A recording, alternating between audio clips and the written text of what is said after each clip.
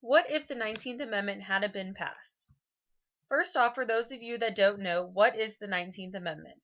The right of citizens of the United States to vote shall not be denied or abridged by the United States or by any state on account of sex. Congress shall have power to enforce this article by appropriate legislation. How and when was the amendment passed? It was first introduced in 1878, passed by Congress June 4, 1919, and ratified August 18, 1920. Before the amendment was passed, some states had already given women the right to vote in certain elections, beginning with Wyoming in 1890. Throughout the years, women had lectures, writings, marches, and lobbied political leaders. In 1918, Wilson gave a speech in support of women's suffrage, which really set things into action. After 72 years of struggling, the amendment was passed and women had the right to vote.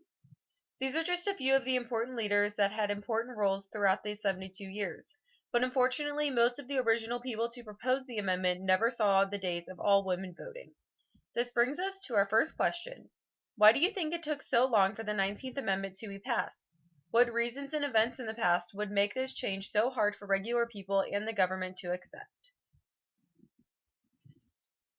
On January 9, 1918, President Wilson announced his support for women's suffrage, but what if he didn't? This was a major step towards the amendment in real life for gaining more support.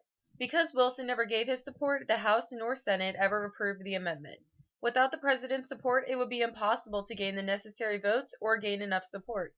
Women suffragists could have continued trying to pass the amendment individually throughout the states, but the southern states would have been nearly impossible to ever convince such a change. As seen here, this is a map of the states that had previously given women the right to vote before the amendment was passed. After over 70 years of struggling, the will to win in the fight would disappear from women suffragists and the amendment would die out. The second question is, do you agree or disagree that without Wilson's support, the amendment would have failed and not been passed? Why or why not? Since the 19th Amendment is never passed, immediately things in history are changed, starting with the presidential election of 1920.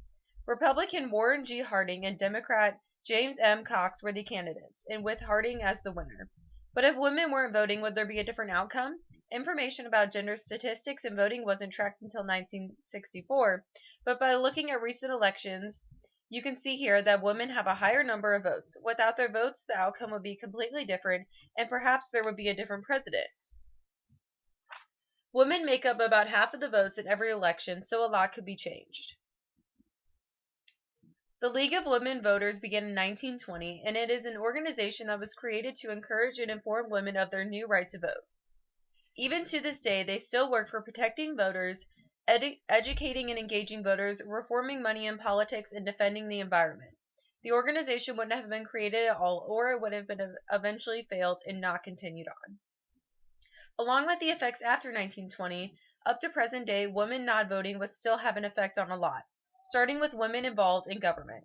If women couldn't vote, men would still be the powerful leaders in the government and political areas. A few of the women that made their mark in history are shown here. Had the 19th Amendment not existed, women would be thought of in very little ways and would have no part in running the country. Men would still hold all positions, and women would have no say.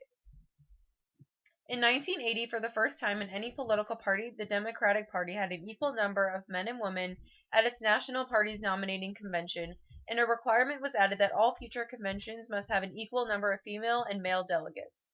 Because women would not have the right to vote, there would be no reason for them to have anything to do with the nominating of presidential candidates, and the political parties would be completely dominated by men. The last effect is women's involvement in the military. For years way before 1920, they were already able to help the war effort and be nurses, but it wasn't until about the 1980s that women started getting higher ranks and eventually get to go into live combat. Women are just a part of the country as men are, but if they couldn't vote for their country, they wouldn't be able to fight for their country either. And lastly, we have our final question. Do you think that if the amendment hadn't been passed in 1920, that it would have been passed at a later time? During what time period and why?